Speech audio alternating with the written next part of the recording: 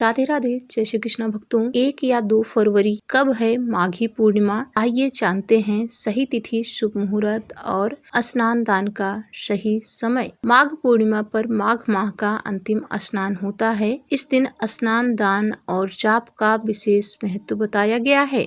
इस बार माघ मास की पूर्णिमा तिथि को लेकर लोगों में भ्रम की स्थिति बनी हुई है। कोई 1 फरवरी को तो कोई 2 फरवरी को माघी पूर्णिमा बता रहा है। माघ पूर्णिमा आने वाली है, इसे माघी पूर्णिमा भी कहा जाता है। ये माघ स्नान का अंतिम दिन होता है। कहते हैं कि माघी पूर्णिमा पर किया गया स्नान दान शीघ्र फल देता है। इस दिन दान, जप और पुण्य कर्म का विशेष महत्व बताया गया है। ऐसा माना जाता है कि माघ पूर्णिमा के दिन श्रद्धा के साथ स्नान करने से व्यक्ति के सारे पाप नष्ट हो जाते हैं। हालांकि इस बार माघ पूर्णिमा की तिथि को लेकर लोग असमंजस में हैं। कोई 1 फरवरी को तो कोई 2 फरवरी को माघ पूर्णिमा बता रहा है। माघ पूर्णिमा किस दिन और किस तारीख को पड़ रही है, आइए जानते हैं। हिंदू पंचांग के अनुसार साल 2026 में माघ पूर्णिमा तिथि 1 फरवरी को सुबह 5:52 पर आरंभ होगी और 2 फरवरी को तड़के 3:38 पर इसका समापन होगा।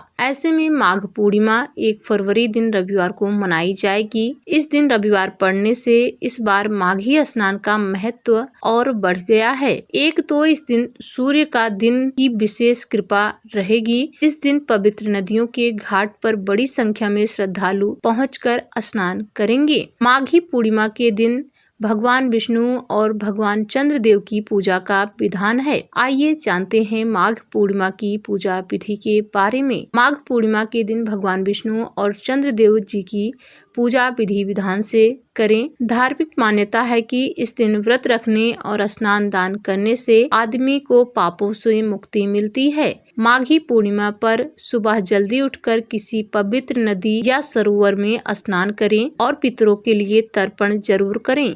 यदि नदी में स्नान संभव ना हो तो घर पर स्नान के पानी में गंगा जल मिलाकर स्नान किया जाता है। स्नान के बाद व्रत का संकल्प लें और विधि पूर्वक पूजा की शुरुआत करें। सबसे पहले कलश की स्थापना कर भगवान गणेश जी की पूजा करें। इसके बाद भगवान विष्णु और माता लक्ष्मी की आराधना करें। फिर चंद्रदेव की पूजा करें। शाम के समय चंद्रमा को अर्घ्य अर्पित करें। पूर्णिमा व्रत का पाठ करें। यदि संभव हो तो इस दिन घर में भगवान श्री सत्यनारायण व्रत कथा का पाठ भी करना अत्यंत शुभ माना जाता है। जय श्री राधे।